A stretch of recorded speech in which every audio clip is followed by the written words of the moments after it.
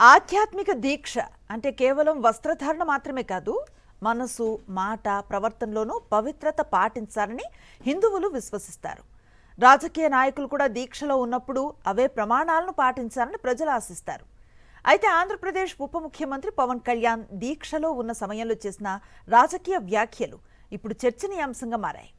వాస్తవాలకు విరుద్ధంగా సత్యనిష్ట లేకుండా పవన్ మాట్లాడుతున్నారు అనే విమర్శలు వెల్లువెత్తుతున్నాయి.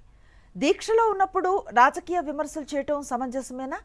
సత్యనిష్ట, ఆధ్యాత్మిక నిబద్ధత, రాజకీయ ప్రసంగాల మధ్య సమతుల్యత ఎలా ఉండాలి? ఆధ్యాత్మిక మాటన అబద్ధాలు ఆడటం ఎంతవరకు సమంజసం? ప్రముఖ జర్నలిస్ట్ కొమ్మినేని శ్రీనివాసరావు కామెంట్ ఇప్పుడు చూద్దాం.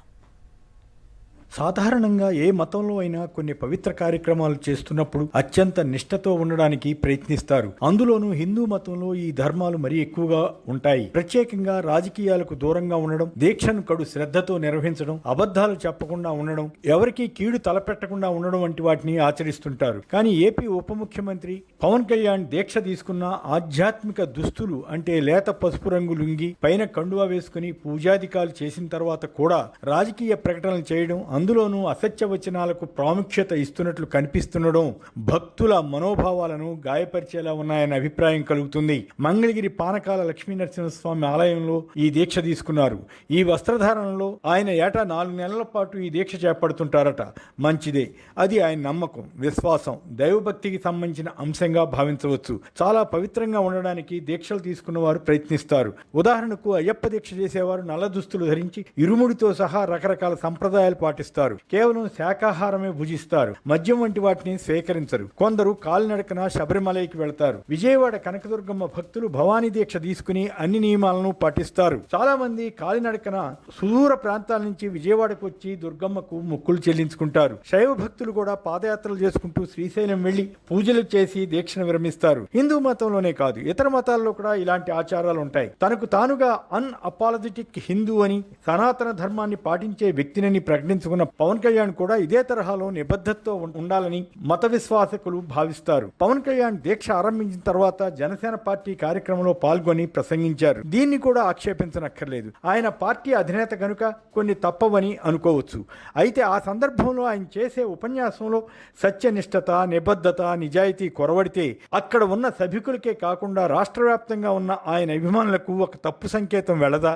ఆయన విమర్శకులు వాటిని ప్రస్తావించరా? అందుకే వైసీపీ నేత మాజీ మంత్రి అంబటి రాంబాబు మాట్లాడుతూ పవన్ కళ్యాణ్ దీక్ష చేపట్టి కూడా అబద్ధాలు చెప్పడం దురదృష్టకరమని వ్యాఖ్యానించారు. ఇంతకీ పవన్ ఏం మాట్లాడారు? అధికారం కోసం కులాలతో రాజకీయ క్రీడలు ఆడుతున్నారని ఆయన వైసీపీపై విమర్శ చేశారు. కాపులను బూతులు తిట్టేవాళ్లుగా, క్రిమినల్స్ గా ప్రొజెక్ట్ చేస్తున్నారని ఆయన అన్నారు. ఇందులోనే కులతత్వం కనపడుతోందన్న సంగతి ఆయన గుర్తించలేకపోయారు. ప్రత్యేకించి ఒక కులం గురించి వైసీపీ నేతలు ఎవరైనా విమర్శ చేసి ఉంటే దాన్ని ప్రస్తావించి చెప్పాలి కదా. అదేమీ లేకుండా జనరల్ గా మాట్లాడుతున్నారంటేనే ఆయనలో నిబద్ధత లేదనిపించదా? కాపులను క్రిమినల్స్ గా ఎవరూ చూపించలేదు. కాకినాడ సభలో గాదే సాయికృష్ణ గురించి మాట్లాడుతూ రౌడీ అని ఆరోపించింది ఆయనే. అలాగే మరో సభలో సాయికృష్ణపై ఫోక్సో కేసు ఉందని చెప్పింది పవన్ కళ్యాణే. అది తప్పుడు కేసు అని, దాన్ని కోర్టు కొట్టివేసిందని అతని మరదలే చెబుతున్నా ఆ కేసు గురించి ప్రచారం చేసింది ఆయనే కదా. ఇక్కడ ఒక విషయం కనిపిస్తుంది. సాయికృష్ణ పేద కాపు, అతను తప్పు చేస్తే శిక్షార్హుడు. అదే సిఐ నాగరాజు ధనిక కాపు కనుక, పోలీస్ అధికారి కనుక ఆయన ఎంత ఘోరం చేసినా సమర్థిస్తారా? అసలు లాకప్ హత్యలపై పవన్ కు ఒక విధానం ఉందా అన్నది చర్చనీయాంశం. అంతే తప్ప ఇక్కడ కులం కోణం ఏమీ లేదు. జగన్ టైంలో ఎన్నిసార్లు కుల కోణంలో చంద్రబాబు పవన్లు ఆరోపణలు చేశారో రికార్డులు చూస్తే తెలుస్తుంది. వైసీపీ వారు కాపు నాయకులతో తనను తిట్టిస్తున్నారని ఆయన ఆరోపించారు.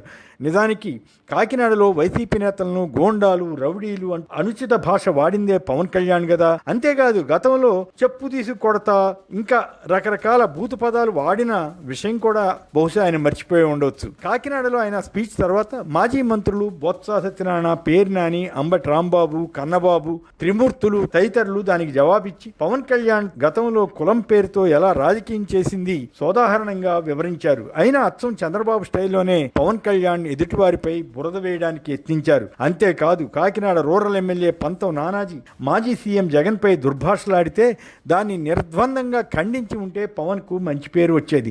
అలా కాకుండా తాను ప్రోత్సహించను అంటూనే గత కాకినాడ రూరల్ ఎమ్మెల్యే ఇంతకన్నా అసభ్యంగా మాట్లాడారని ఆరోపించారు. మాజీ మంత్రి కన్నబాబు ఇంతకు ముందు ఎమ్మెల్యేగా ఉన్నారు. ఆయన మాజీ జర్నలిస్ట్ కూడా. ఆయన ఎప్పుడూ అపసవ్య భాష వాడరు. అయినా పవన్ ఆరోపణ చేయడం అంటే ఏదో రకంగా తన ఎమ్మెల్యే చేసిన తప్పును కప్పిపుచ్చుకునే యత్నమే కదా. తాను కుల రాజకీయాలు చేయలేదని ఆయన అంటున్నారు. ఇకపై కుల రాజకీయం చేయబోనని చెప్పి ఉంటే గౌరవంగా ఉండేది. అలా కాకుండా అసలు కులం గురించి తాను ఎప్పుడు మాట్లాడినట్లు ఉపన్యాసం చెబితే వినే జనం చెవిలో పూలు పెట్టడమే కదా. ఆయన ఎన్నికల సమయంలో కాపులను ఎలా ఓట్లు అడిగింది. తనకు కాపు, బలిద, ఒంటరి, తెలగ వర్గాలు మద్దతు ఇస్తే ముఖ్యమంత్రి అయి చూపిస్తానని చెప్పిన సంగతులు, ఆంధ్ర భావన లేకపోతే మానే కుల భావనైనా తెచ్చుకోవాలని కోరిన విషయాలన్నీ వీడియోల రూపంలో ప్రత్యక్షమయ్యాయి. మరోవైపు బీసీ కులాలైనా కాపులైనా ఎవరో అధికారం ఇవ్వాలని కోరుకోకూడదు. 50% ఉన్న వారు వేరే వాళ్లను అధికారం కోసం అడగడం ఏమిటి? కలిసి ఉంటే అధికారం వస్తుందని ఆయన సెలవిచ్చారు. మరి దానికి కట్టుబడి ఆ దిశలో ప్రయత్నించకుండా తెలుగుదేశంతో ఎందుకు కలిసి ప్రయాణం చేస్తున్నారని ఎవరైనా అడిగితే ఏం జవాబిస్తారు? తెలుగుదేశంలో ఎవరి ఆధిపత్యం ఉన్నది ఆయనకు తెలియదా? కులం గురించి ఆలోచించే వ్యక్తి అయితే బాలినేని శ్రీనివాసరెడ్డి జనసేనలోకి ఎందుకు వస్తారని పవన్ కళ్యాణ్ అమాయకంగా ప్రశ్నించినా కూటమి ప్రభుత్వ కక్ష వేధింపుల నుంచి తప్పించుకోవడానికి జనసేనలో చేరిన సంగతి అందరికీ తెలుసు. మరో కీలక వ్యాఖ్య కూడా చేశారు. సంక్షేమ పథకాలతోనే అధికారం రాదని ఆయన అంటున్నారు.